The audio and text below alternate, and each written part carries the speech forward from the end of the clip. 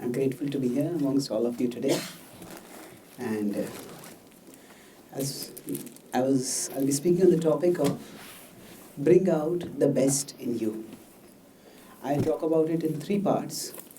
First is I'll talk a little bit about how I started my search to try to understand what will help people to bring out their best, or help myself to bring out my best.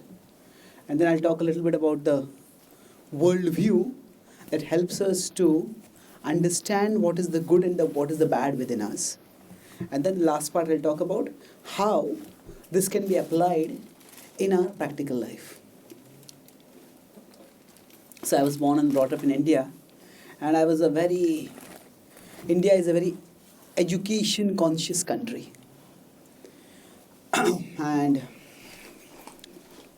many people believe immensely in the transformational power of education. So, in my college days, I was a part of a social service organization where we would go to the slums, the poor areas akin to the ghettos, and I would take free tuition classes as a part of the of the social service organization's initiative.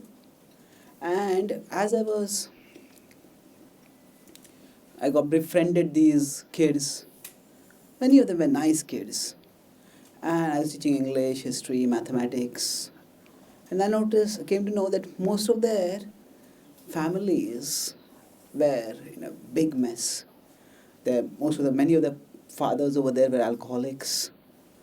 And there was domestic violence at homes. And now when I talk with the parents, even the fathers, they were nice people. And they were grateful that I was coming and teaching them, their kids. And the sons, the children, as well as their mothers told me that they're nice people now, but when they drink, it's like they become a different person. So at that time, our social service organization, we decided to diversify into anti-alcohol campaigning. And we started taking talks on that and trying to provide support systems for people. There's one small village near the city Pune where I was staying, which actually became dry. We managed to free everyone from alcoholism over there.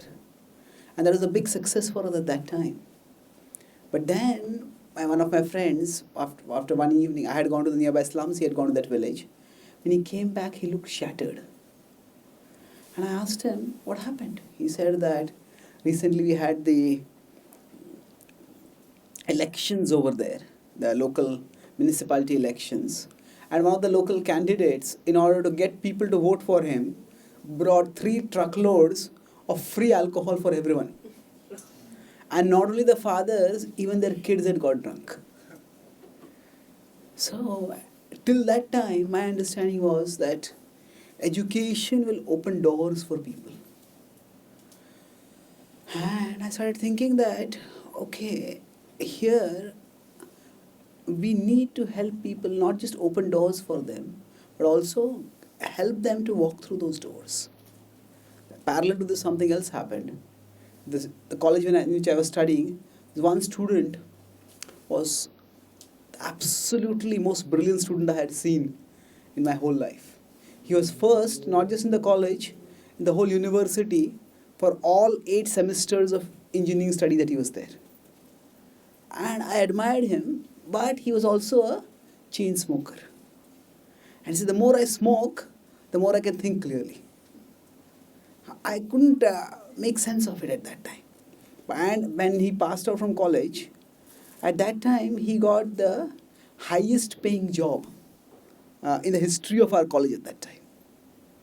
But unfortunately, in the first 6 months of his working in that company, he was diagnosed with advanced lung cancer and he died.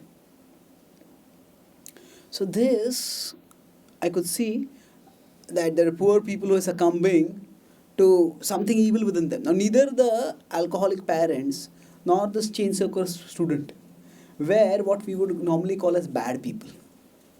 They're good people. And the student was, of course, not just good, he was brilliant. But I could see there's something within that works against us. And that hostile force within us is not corrected simply by providing education, or rather by providing the education that is provided in the educational institutes today. Because this student was the best among the students in the educational institutes. So what was it that was lacking? Education will open doors for us to walk to brighter places, better places. But what is it that stops us from walking through those doors? What is it that makes us take decisions or choose courses of action that make us hurt ourselves and hurt others? And it was not that I was on a high moral pedestal looking down at others. I could see similar forces at work within me. Since my teenage, I was a very short-tempered person. And many times I would regret why I would get so angry. But somehow, at that time, anger would come and I would speak and do things which would unnecessarily create trouble for myself. So I could see that everyone has something within them that works against them. So then I started reading non-academic books, apart from what I was taught in my engineering studies, to try to make sense of why we act the way we act. It was at that time that I was introduced to the yoga text, the Bhagavad Gita. And the Bhagavad Gita offered what I found was an extremely satisfactory and most important, extremely empowering understanding of the self. So it talks about our self as a three-dimensional entity. If I have a computer system, in that there is the hardware, the software, and the user. So similarly, within us, there is the body, there's the mind, and there's the soul. So the body is like the hardware, the mind is like the software, and the soul is the user. Now, if the software is contaminated by viruses, then even if I have the best hardware, I have a very good RAM, a very good memory, a very high resolution screen, none of that will be of much use because the software is corrupted. So we see today that many people, even when they're physically healthy, physically good looking, financially well-to-do, still they suffer from depression. They sometimes become suicidal. They are overwhelmed by negativity. So this is not a problem at the level of the body. It is a problem at the level of the mind. So it is like the software of the mind is corrupted by negativity. And most of modern scientific progress, we have made tremendous technological progress in the last few centuries. However, most of that progress has focused on improving the hardware.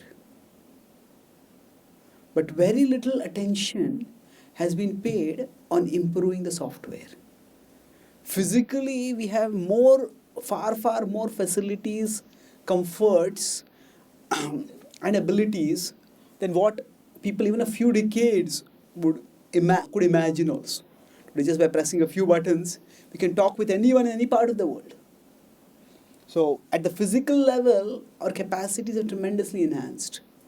But at a mental level, our anxieties, our insecurities, our negativities have increased enormously. So it's like the software is getting contaminated by viruses. A few years ago, I was invited to the UNESCO World Peace Conference. And it was for spiritual solutions to material problems. That was their theme in India. And there, one of the panel experts was a one panelist was a suicide intervention counselor. And she was telling that about 1 million people commit suicide every year. This figure 1 million is actually, it means one suicide every 40 seconds. That means since we started this talk, almost 15 people have already committed suicide. It means actually this figure of 1 million is more than the number of people who are killed in terrorist attacks, in murderous crimes, in wars, all combined together. That is more than the number of people who are being killed by others are the number of people who are killing themselves. So this is a tragic social health problem where the mind is attacking the body. So the software, when it is corrupted, it makes the hardware useless. But in our case, when the mind becomes corrupted by negativity, the suicide can have many specific causes, and those causes need to be addressed. At the same time, there is a common denominator. The common denominator is life doesn't seem worth living. Or rather, the problems in life seem so much overwhelming that the process of living doesn't seem worth it. So now what is it that causes the software of the mind to get corrupted, to become filled with negativity? And how can that be corrected? Let's start with anxiety.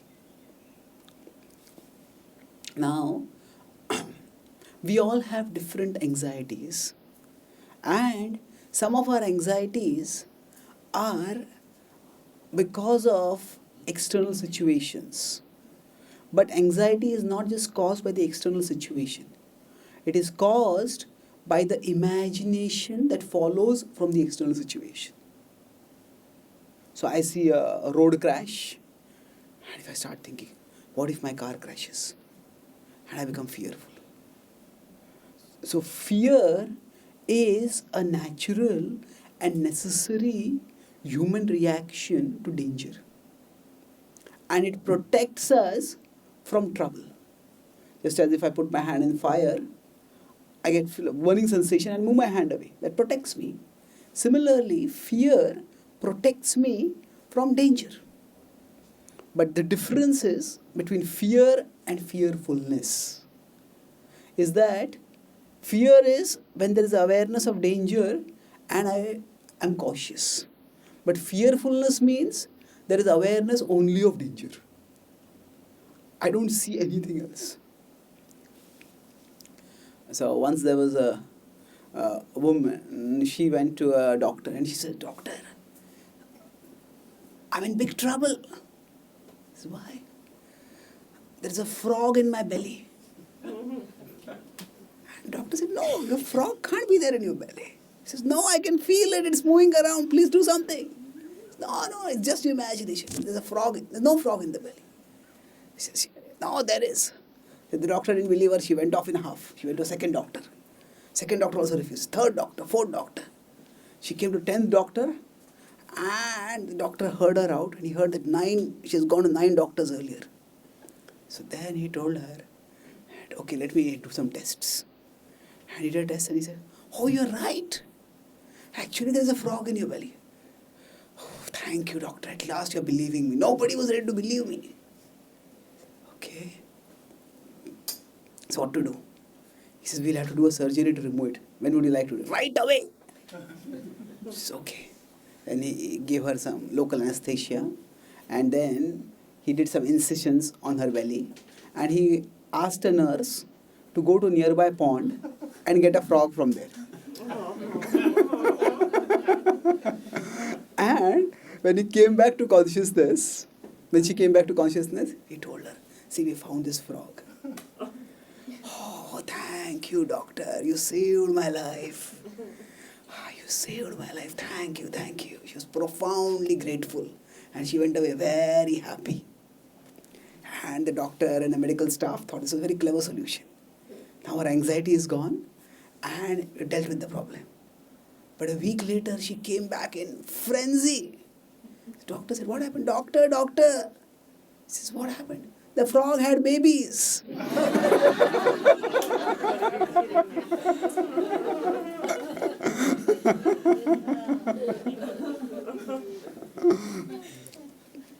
So, when the mind is imagining something negative, and that imagination has become like a habit of the mind, then facts don't matter at that time. See, we have feelings and we have facts.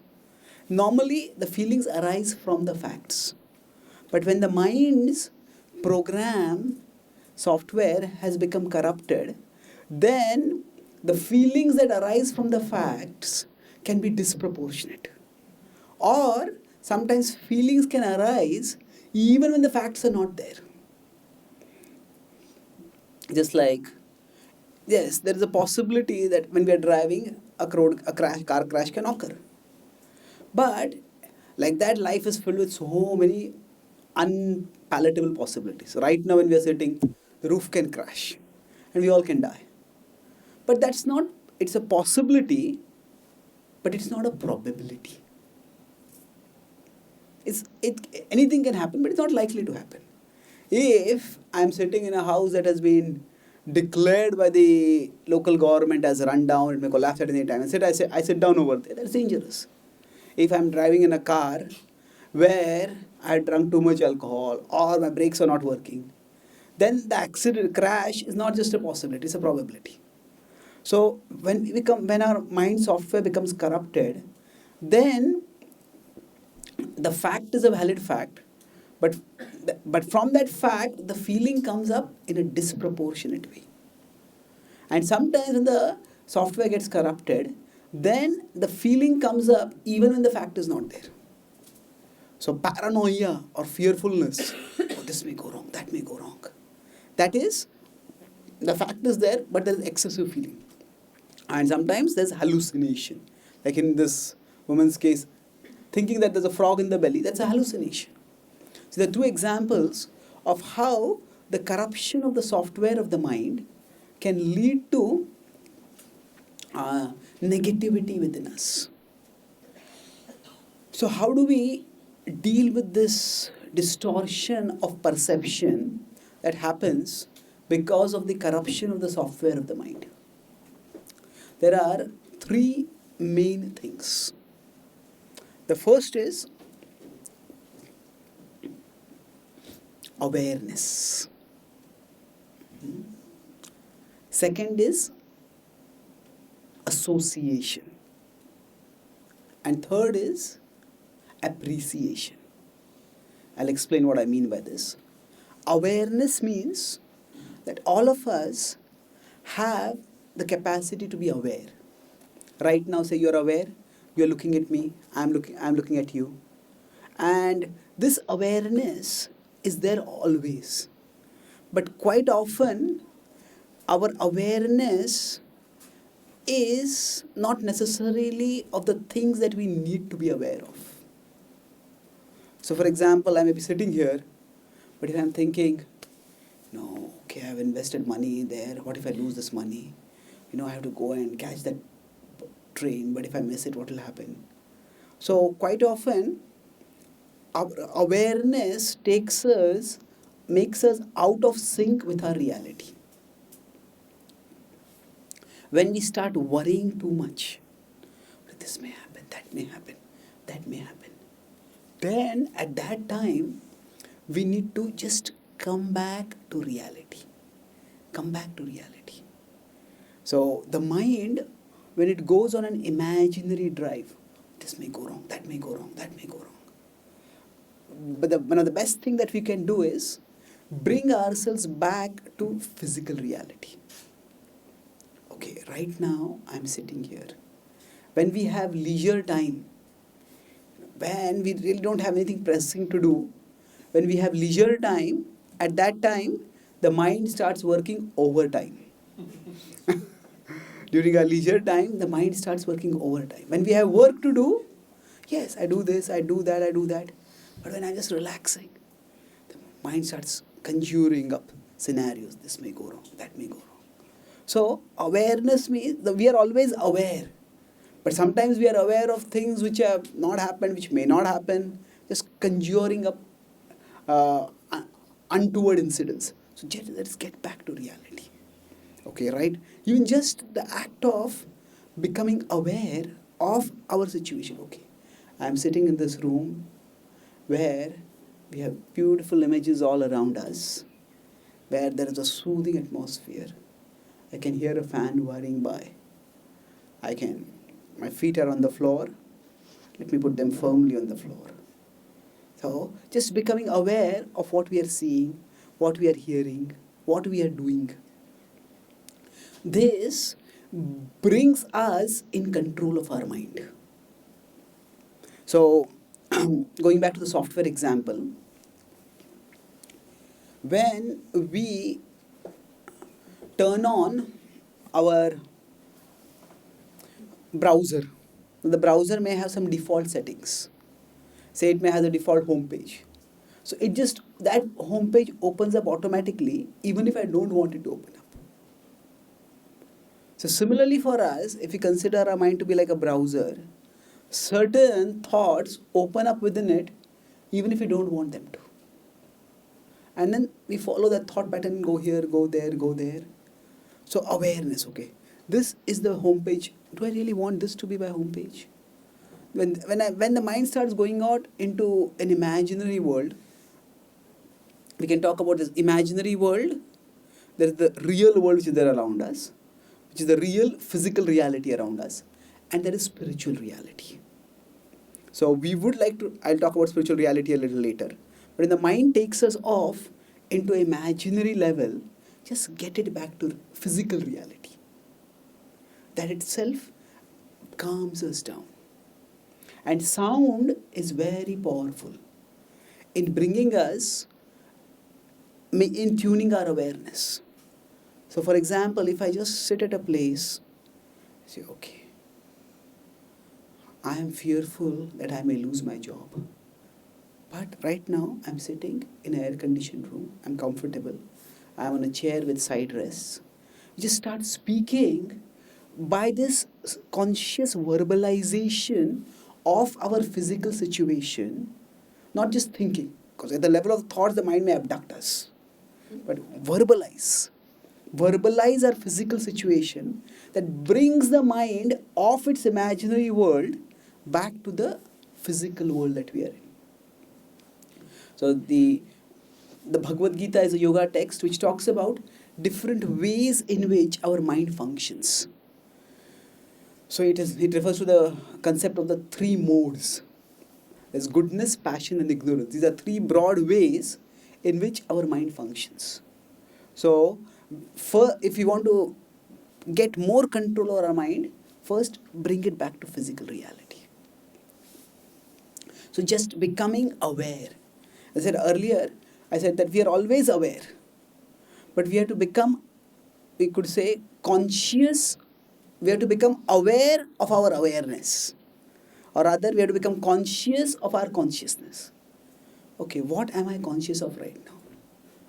And if we just do this, it's like the default setting. Suppose we have a browser and we open the browser, some default something comes up on the screen and you start reading this, clicking this, watching this. And whatever purpose we had in opening the browser, we forgot that. Because something else came on the home page and just took us away.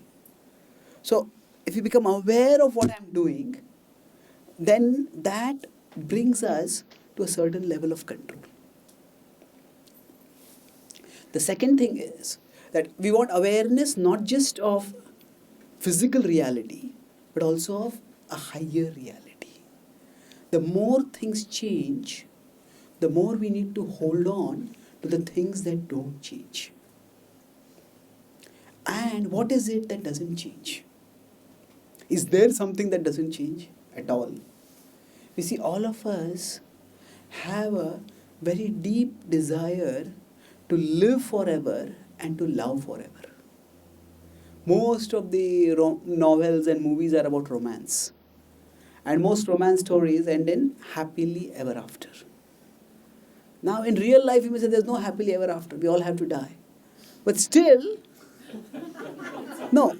The point which I'm making is that if we look at the reality, it appears as if it's not going to happen. It doesn't not going to happen. But still, we all have a deep longing for that. So, where does this longing come from? If there's an African tribal boy who has never gone out of the vicinity of the tribal village and the nearby forest, and one day this boy comes and tells his mother, "Mummy, I want a pizza." The mother will say, "Where did you hear about the pizza?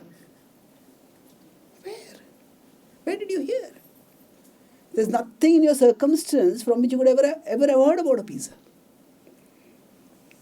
So similarly, if you look at the world around us, nothing is forever. Everything is temporary. 3-4 months ago, I was in America. I was giving a talk in New York, so we passed by the place where the Twin Towers were there. So now when the Twin Towers fell, it was not just the fall of a building. It was what it represented. It represented progress, it represents power, it represents security. So even a majestic edifice like the Twin Tower, even that is not for forever, not forever. Even a big mountain, it's not forever. So nothing in our circumstance lasts forever, and yet we long to live forever and to love forever. Where does this longing come from? This longing is like that African child's longing for a pizza. Where is it coming from? So our longing to love forever and to live forever doesn't come from our externals. Because in the external, there is no experience that we have of anything that lasts forever. That longing comes from our internal. At our core, we are spiritual beings. And the spiritual being is eternal. So I talked about the body, mind and soul. The soul is by nature eternal. But the soul's consciousness is right now projected onto the body and through the body to the world. And the soul, because in this world everything is temporary, we are identifying with that, we are obsessed with that, and we are suffering because of that. A child will be sitting comfortably at home, a mother is nearby, but the child is watching a horror movie. And the child is trembling, crying, terrified. Why? The child is safe, but the consciousness is projected into the horror movie. So for us, we are souls, we are eternal.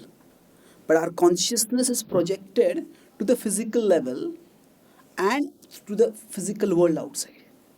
And to the extent we identify with it, to that extent we undergo agitation and tribulation. So at one level, we can decrease the negativity, the fear, by just becoming aware of physical reality, as I talked about earlier. Just come back to the physical level. But there's another thing. We can raise our awareness from physical reality to spiritual reality.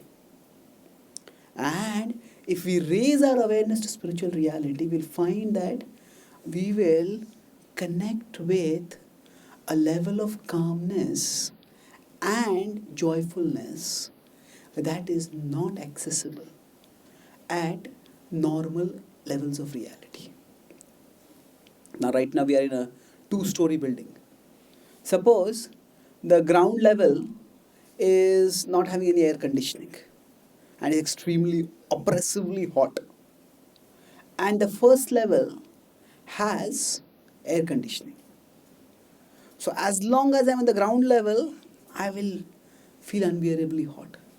As soon as I rise to the first level, we get relief, we get comfort. So the same way, we can say the ground level is like physical reality. The first level is spiritual reality. At the physical level, we can all experience peace, we can all experience joy. But we need to raise our awareness to the spiritual level. Presently, so there is physical reality, there is spiritual reality, and there is the mind's imaginary, you could say, imaginary world. So the imaginary world is often even more troublesome than the physical world. So we need to first of all get our mind out of the imaginary world to the physical reality. But then the physical reality can also be agitating many times. So we need to rise from physical reality to spiritual reality. And meditation can have different means to do it.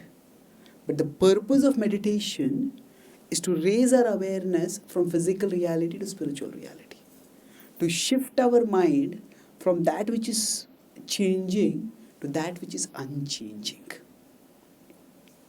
To the extent we raise our awareness to spiritual reality, we'll find ourselves becoming calmer. We'll find the negativity of the mind software going down. And whatever are the lower desires within us, whatever are the things that make us act against our best interests, those things will decrease. So first by coming to physical reality, then by rising to spiritual reality. So I said I'll talk about 3 points. The first was awareness. Second is association. We are inherently social creatures. And it's not just that we want to form relationships. We do want to form that. But our own desires, our own emotions, our own dispositions are all shaped by our association. So for us, our thought patterns, the software of the mind, it's just like, say, if I have a computer that has a corrupted software, and then I use some pen drive and I give that pen drive to you, and your computer software also gets corrupted. So if we associate with people who have too much of a negative disposition, then we also get that negativity. And if we associate people who are spiritually minded, who are rooted in spiritual reality, then our consciousness rises upwards. Our desires are shaped by our association. Usually we think of desires as linear. No, I see something, I see a shop where there is some food item, a hotel, a cafe, right? Cafeteria. Oh, I want to go and eat it. So we see an object and we get the desire to eat it. Our desires are linear. We see the object and get the desire. However, our desires are not just linear. Our desires are also triangular.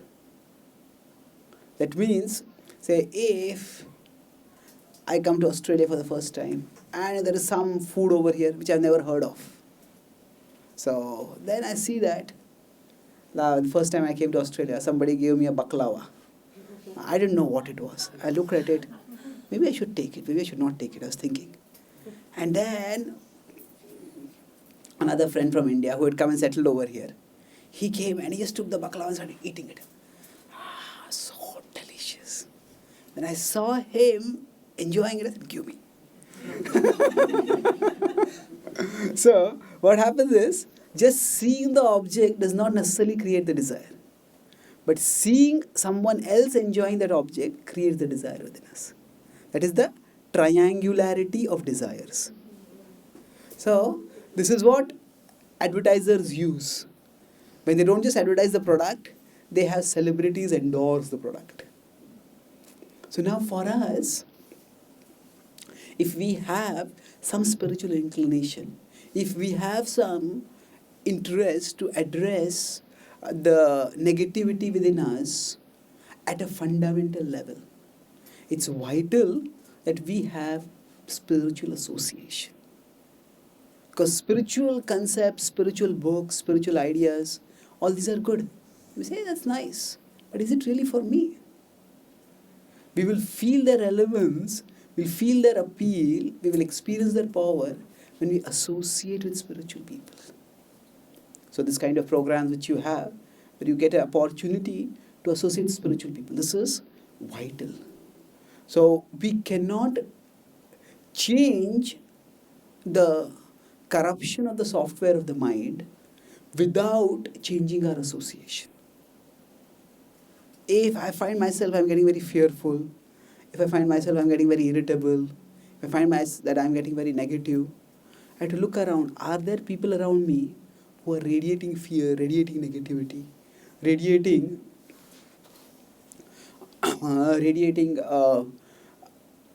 irritability, whatever it is? And we have to create a distance. Now, one source of negativity, which may not be so easily apparent, is desire.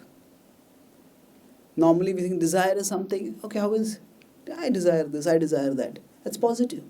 How is that negative? But desire is very intrinsically associated with fear. The more I desire something, then the more I fear losing it, or I fear not getting it. If we live too much in a materialistic society or a materialistic culture, where desires are injected into us, buy this, watch this, eat this, touch this, enjoy this, then as the desires get injected more and more, the fears will also get aggravated more and more. That's where I'll come to the last point of appreciation. Much of the negativity within us comes because our mind tends to look at the things that are wrong in our life. In every situation, there are things that are right and there are things that are wrong. And depending on where I look, either I can be satisfied or I can be dissatisfied. I can be agitated. I can be negative. Because the current materialistic, capitalist kind of consumer-based economy is driven by greed or customer dissatisfaction. It is that the more desires are created within us, the more the economy runs. Yes, the economy runs, but the psychology stops running. Also, the mind starts running wilder still. This desire, that desire, I want this, I want that. Oscar Wilde is a British playwright who said that fashion is a form of ugliness so intolerable that we have to change it every 6 months.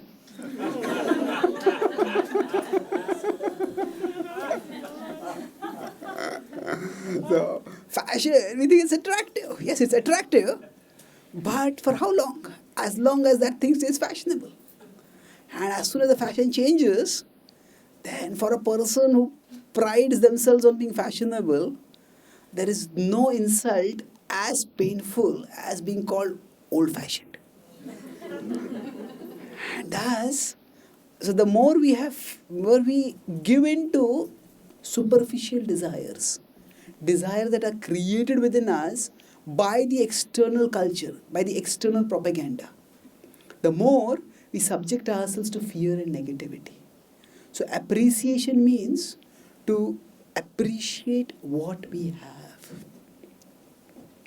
In every situation, there's something in my control, something not in my control.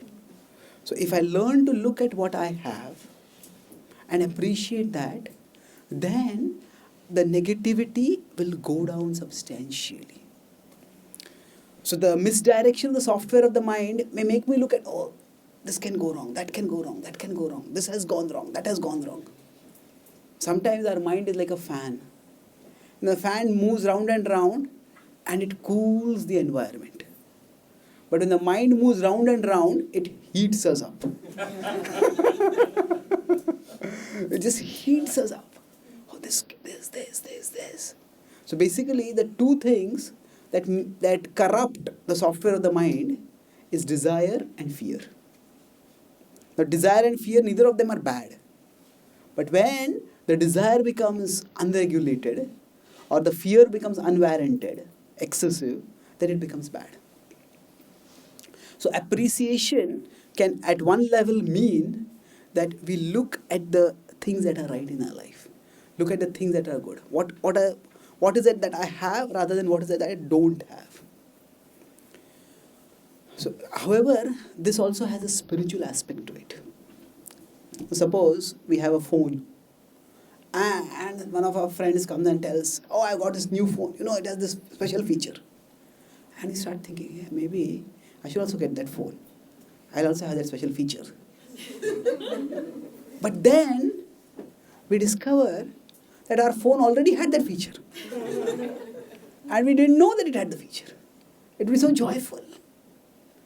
So similarly, when we look at people around us, and our mind tends to compare, oh, I don't have this, I don't have that, I don't look that good, I don't speak that well, I'm not that outgoing, I'm not this, I'm not that. So we often look at the material level and look at what other people have and what we don't have. But all of us have a feature within us which is not yet tapped, and that is our spiritual side. So at the spiritual level, the first part I said is that we ourselves are indestructible. And secondly, there is a higher order to the universe. That things don't just happen by chance. Science has made tremendous advancements today. But science makes its advancement based on a fundamental assumption. The assumption is that nature behaves in an orderly way. Last year I was invited to Cambridge University to give a talk on science and spirituality. So while I was going there, we passed by the tree where Newton is said to have seen the fruit fall. Now when Newton saw the fruit fall, that he asked the question, what made the fruit fall? That was his cleverness. Most people would just have picked up the fruit, eaten it, gone their way. But Newton was clever enough to ask that question. And the answer that he got is his brilliance. But let's go straight one step backwards. Why did he ask that question? What made the fruit fall? He asked that question because he had that understanding that things don't happen just by chance. There is some order to things. So this fruit has fallen down, there is some order to it. Science has progressed enormously, but the way science has progressed today, it looks for material explanations for material phenomena. Or in scientific language, it's natural explanation for natural phenomena. But there is a whole level of reality beyond the material. So if we don't open ourselves to that reality, then we have explanations for many things. Oh, why do apples fall? That's because of the principle of gravity. How are the celestial objects moving in the sky? Oh, that's because of gravity and the laws of motion. How do the seasons form? How do the rains come? Oh, that's because of the principles of thermodynamics and fluid mechanics and various things. We get explanations for many things in the world. But at the material level, we don't get an explanation for the world itself. What is the purpose of our life? What we end up with, if we don't consider the spiritual worldview, is that we have islands of meaning in an ocean of meaninglessness. Okay, why do fruits fall? That's because of the law of gravity. Why does this happen? It's because of this law. Why do I exist? No purpose. How does it make sense?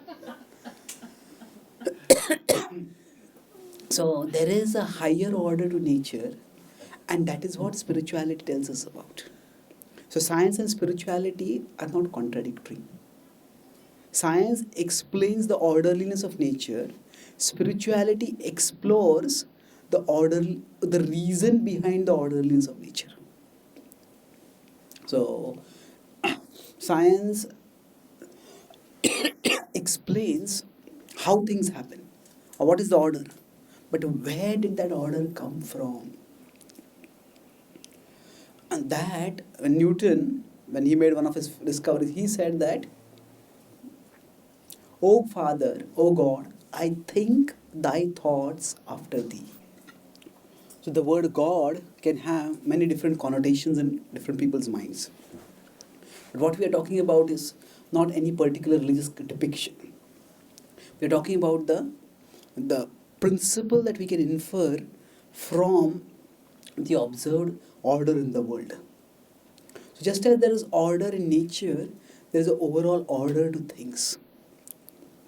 And in the non-spiritual worldview, we have only two options. Either things are in my control or things are out of my control. Things are in control, I am confident. Things are out of control, I become panicky. But when we have an understanding of the spiritual order that is there in the universe, then we understand that things that are out of my control are not out of control. Things that are out of my control are working according to some higher plan. I may not understand that right now, but there is some higher plan. So when we are talking about appreciation, it is, we can say what is right in my life and I can appreciate that. But what about that which is wrong in my life?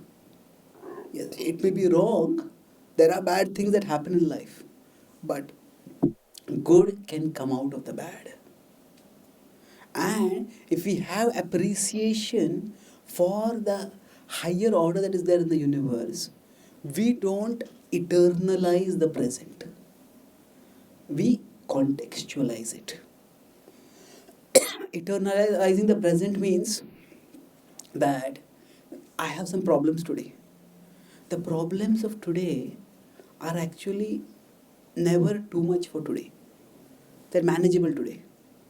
But when my mind's corrupted software adds to the problems of today, the problems of yesterday, and the problems of tomorrow, then the combined weight just crushes us. So I can carry say 10 kg or 20 kg.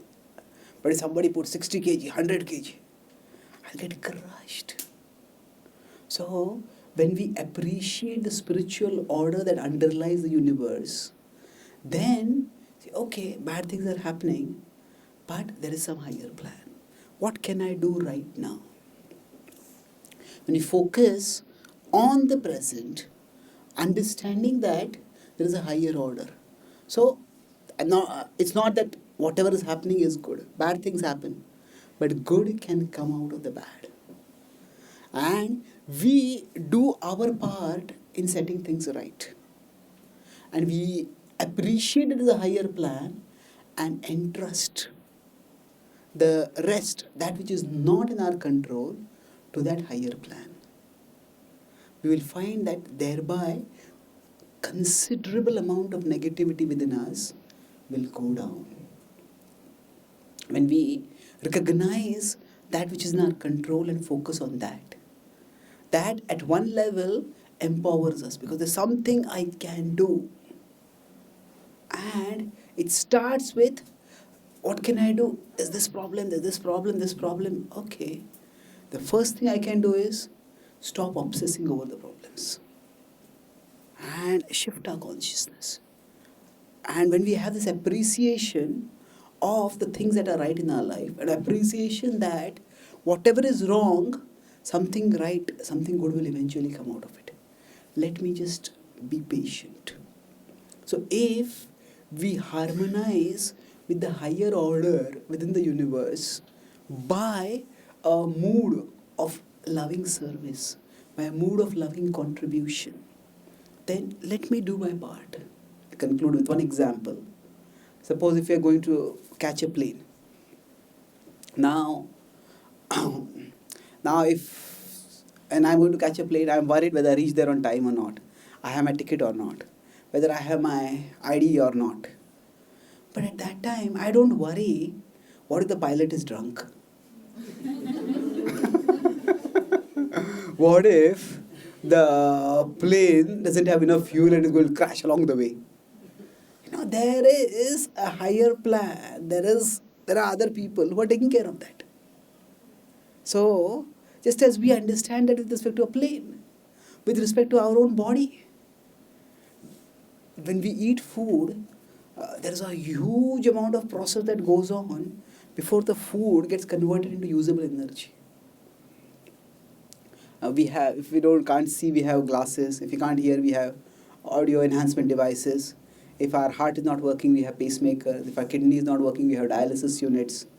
Now, if the digestion doesn't work, the scientists are trying to see if we can make artificial digestive machines. When they try that, they found that actually we will not need a machine, we need a factory. Such a complicated process. We consider work as force into displacement in physics. The amount of work that is needed to digest one morsel of food, one handful of food when we eat it, the amount of work needed for that is more than the amount of work that an average human being performs throughout the day. All the food moves down through the alimentary canal, through the motion, the digestion, the assimilation.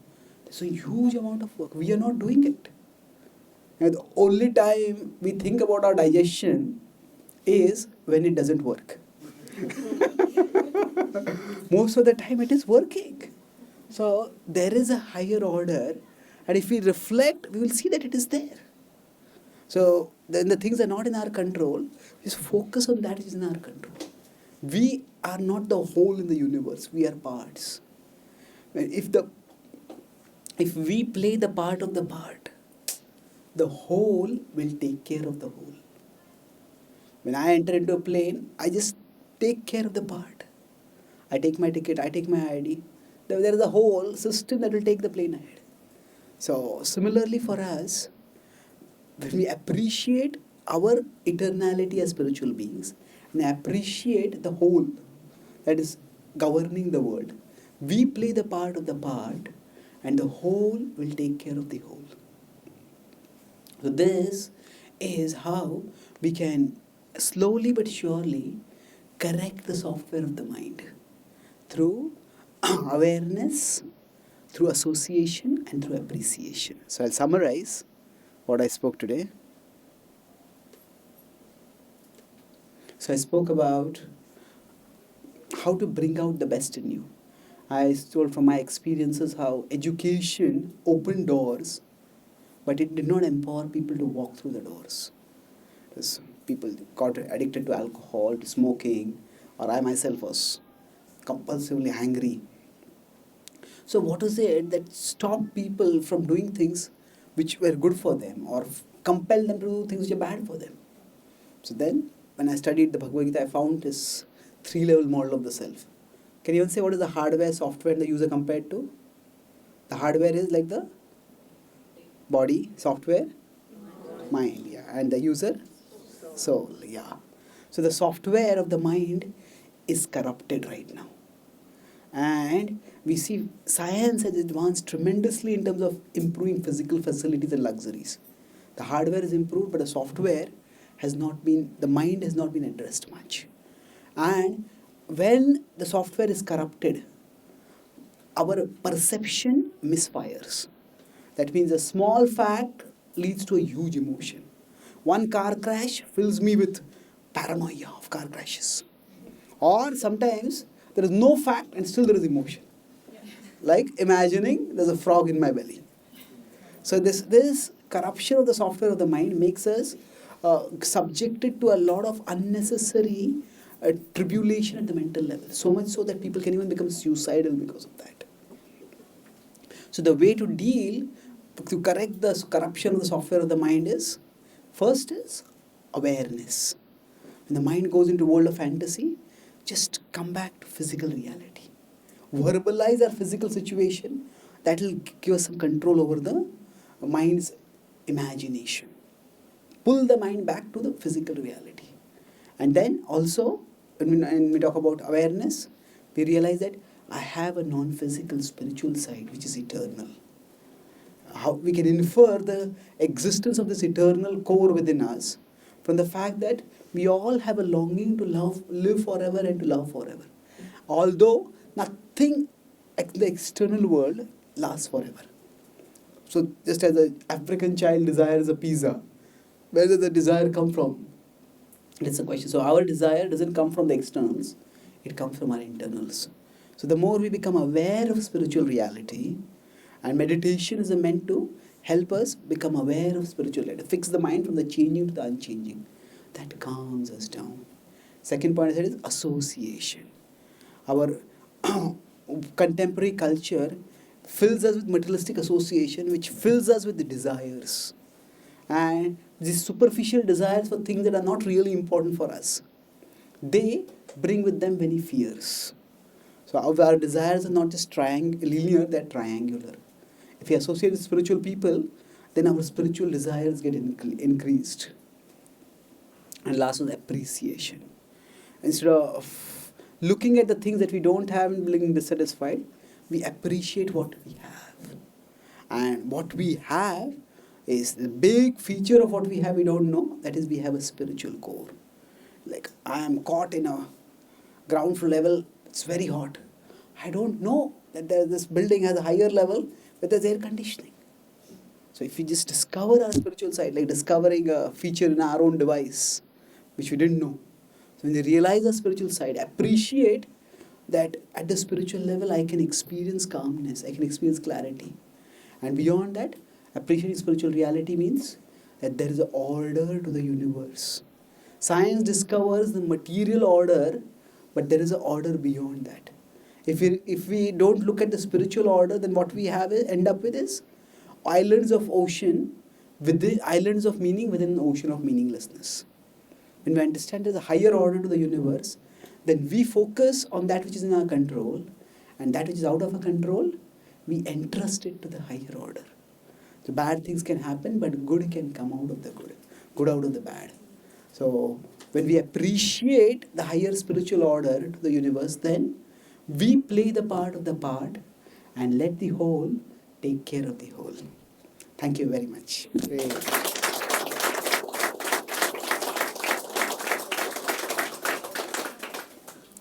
So, are there any questions or comments?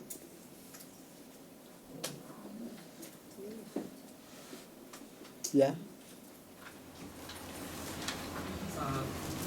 In today's world, we see there are a lot of negative energy around us. Even in business, I can see sometimes customer comes so complaining nature, or we go in the traffic and the car behind us the driver might be very angry. So, in situations like this, how can we not be affected, or how can we protect ourselves and keep calm? Okay.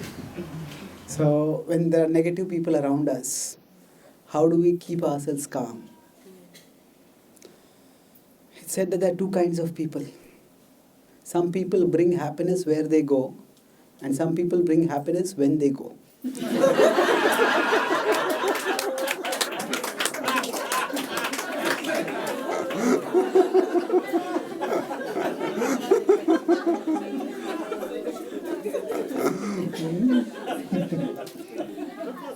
So, that on a poster.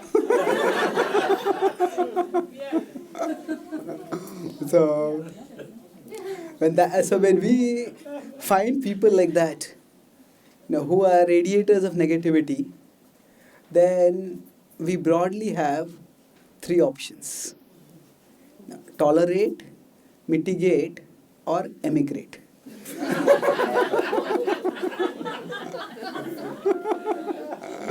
Okay, this person has this irritating feature, but it's not a big deal. Let me not make it a big deal. Somebody is honking at me. That person is not going to tailgate me for my whole journey. Therefore, a couple of minutes, let me just move on. So, something which are small, tolerance means we keep small things small. So, if in a particular relationship, a person is overall good, but they have some irritable feature, we don't magnify it, just keep it small. But sometimes it's not a small thing, it's a big thing. Then we have to mitigate it. What do we do to mitigate it? If I'm in a crowded train and say somebody's pushing me, I try to push them back, and they push me back. And I get so busy in pushing them back and they pushing me back that my station comes, but I forget my station has come. So I just keep pushing on. Sometimes we get so caught in small fights with people. You did this to me, I did this to me, you did this to me. Like that, that whatever higher purpose that we have for our life, we forget that. So that tolerance means just keep small. Okay, you're pushing me, I'll just move somewhere else. And I'll get out of my station. I'm not going to be here forever. But if somebody is pushing me so much, they're pushing me out of the train, then I can't tolerate that. I have to do something to mitigate that. If I call the security or I inform some other people and they protect. So we may have to take some corrective action. A person is very irritable and is not just irritable, it's like malevolent. They are hurting us, abusing us. Or sometimes we may just decide that I don't want to get involved in this. Just move out. I have better things to do in my life. So I move away from there. We emigrate. So, if this person is pushing me so much, I just move to some other bogie, some other compartment, and I sit over there. So, for dealing with say irritable people, we need a higher purpose. If we don't have a higher purpose, then even small problems become big. But if I have higher purpose, I'm going for an important meeting, and even if somebody honks at me, I won't let that person spoil my mood, because I have something important to do. So our spiritual understanding gives us that higher purpose by which we can see things in perspective. And then we can, depending on how that person is affecting our higher purpose. Is simply a small distraction, or is it a big interruption in my higher purpose? It's okay, if I want to go for an important meeting in a train, the person is just pushing me, move aside and go to the destination. It's pushing me out of the car, then I have to fight back. So the most important thing in dealing with any particular situation is the overall worldview within which we see that situation.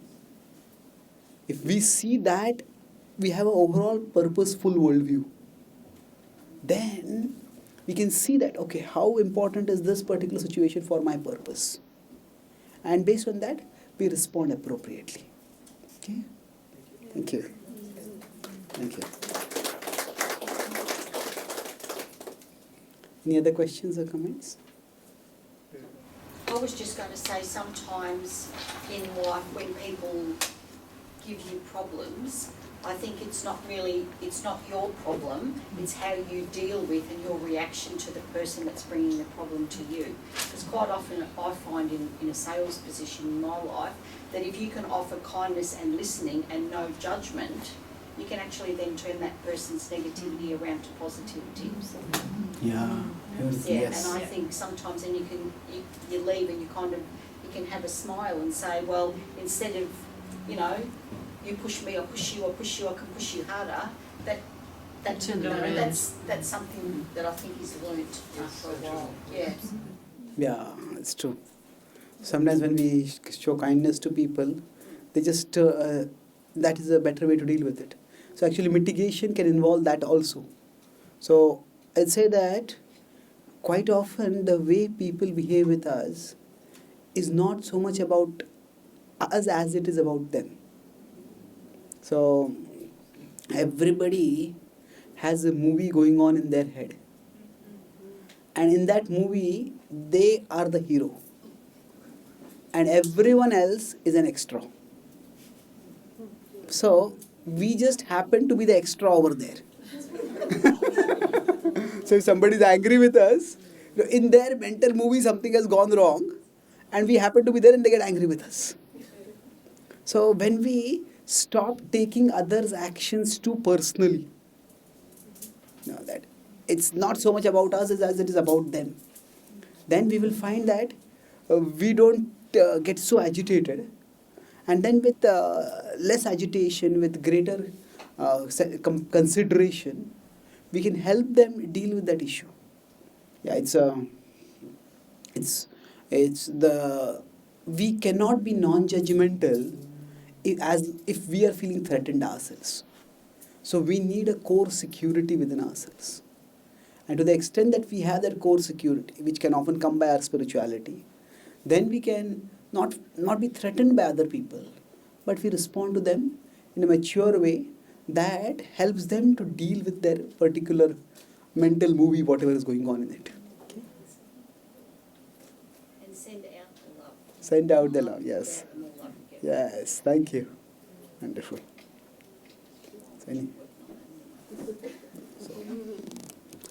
So thank you for your attention and your participation. Hare Krishna.